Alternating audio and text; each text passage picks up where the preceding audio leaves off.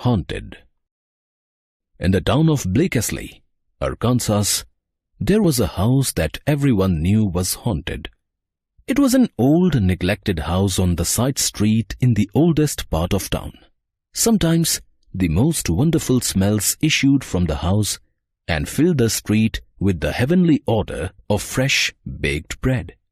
Sometimes, the neighbors would hear the sound of music and laughter coming from the empty house, as if there was a wonderful party in the full swing.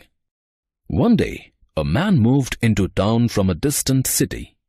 He saw the empty house and asked the neighbors who owned it. No one told the stranger about the house's curious history. The man went to the city hall and purchased the property. Soon after moving in, however, strange things began to happen.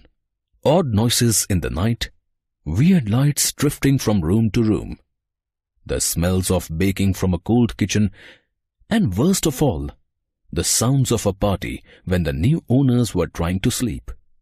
After a few days, the man's wife declared that she could no longer live in so haunted place and moved out, taking the children with her. Before long, the man gave up as well. So he went to the mayor to complain and see if he could get his money back. The mayor refused, saying he never misrepresented the house as anything it was not. Just because a house is haunted, he said, doesn't mean you can't live there. The trick is making friends with the ghosts, learning to get along with them. The man therefore went to the pastor of the local church and told him his problem. You've been in town for a month and only now, when you are having a problem, do you come and see me? Well, sit down and tell me what's on your mind.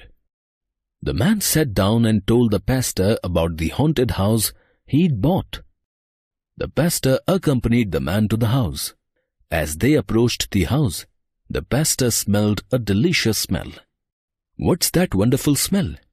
It's the ghosts baking bread. I hear music. Is someone having a party? It's the ghosts having a party. They went inside and looked around the empty house. The pastor sat at a table while the man looked for something to serve his guest. He found an old bottle of whiskey and poured a glass for the pastor and one for himself. They toasted to each other's health and drank. They were gone so long that the man's wife began to get nervous. He went to the pastor's house hours ago. She said to herself, maybe the ghosts got him. So she picked herself and went to the pastor's house and introduced herself to the pastor's wife. Together, they pooled their misgivings about ghosts and their worries about their husbands and went to the haunted house together. They peeked in through the windows and saw the two men sitting at a table, drinking, laughing, and having a good time. The wives joined their husbands and found they had much to talk about. The laughing and talking attracted the neighbors who stopped by and introduced themselves. Pretty soon, the kitchen was filled with the smell of cooking. A neighbor brought his fiddle and another brought his guitar. And just like that, there was a party. The old house filled with real smells and laughter. It was alive again, and that, of course, was what it wanted all along.